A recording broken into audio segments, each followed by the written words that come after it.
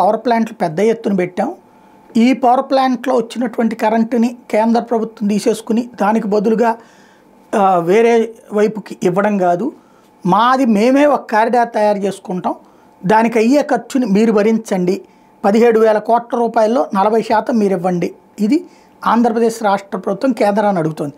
ట్రాన్స్కో పరిధిలో ఒక కారిడార్, ఇది ఉత్తర రాయలసీమ నుంచి ఉత్తరాంధ్ర గ్రీన్ ఎనర్జీ కారిడార్ 17 సబ్స్టేషన్ల ద్వారా కేంద్ర నెట్వర్క్ అనుసంధానించి ఇతర ప్రాంతాలకు సరఫరా చేస్తున్నారు. ప్రస్తుతం ఈ 17,000 మెగావాట్ల వరకు ఉంటుంది.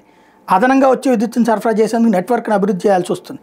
రాయలసీమలో కొత్తగా మరో 10,000 మెగావాట్ల పునరుత్పాదక పంపుడు స్టోరేజ్ ప్రాజెక్టులు కూడా కడుతున్నటువంటి నేపథ్యంలో ఇవన్నిటినీ ఇతర రాష్ట్రాలకంటే కేంద్రం తీసేసుకుని కేంద్రం దానికి బదులుగా వేరేది కాకుండా ఇక్కడిక్కడే ఒక సర్క్యూట్ ఏర్పాటు చేసుకుంటాం, వాటి నుంచి వచ్చే విద్యుత్తుని సరఫరా చేసేందుకు అదనపు నెట్వర్క్ అవసరం ఉంటుంది. దీనికోసం కర్నూలు నుంచి విశాఖ వరకు 1,200 సర్క్యూట్ కిలోమీటర్లు ప్రత్యేక విద్యుత్ లైన్లు వేయమని చెప్పేసి కేంద్ర ప్రభుత్వాన్ని రాష్ట్ర ప్రభుత్వం అడిగింది. పీజీసీఐఎల్కి చెందిన ఓరకల్లు గనిలోని 765 కేవీ సబ్స్టేషన్లతో పాటు ట్రాన్స్కోకి చెందిన అస్పిరి, కృష్ణపట్నం, పొదిలి, రామాయపట్నం, సత్తెనపల్లి, వేమగిరి, గుడివాడ, కాకినాడ, గంగవరం, నక్కపల్లి కలిపి మొత్తంగా 17 400 కేవీ సబ్స్టేషన్ అనుసంధానించాలన్నదే ఆలోచన. ఏదైనా సబ్స్టేషన్ పరిధిలో సమస్యలు వస్తే మరో ప్రాంతం నుంచి ప్రత్యామ్నాయంగా విద్యుత్ సరఫరా చేసే వెసులుబాటు దీనివల్ల కలుగుతుంది. కొత్తగా పెందూరు దగ్గర మరో సబ్స్టేషన్ ఏర్పాటును కూడా ప్రతిపాదిస్తున్న అటువంటి కాన్సెప్టు కేంద్రానికి పంపిస్తున్నారు.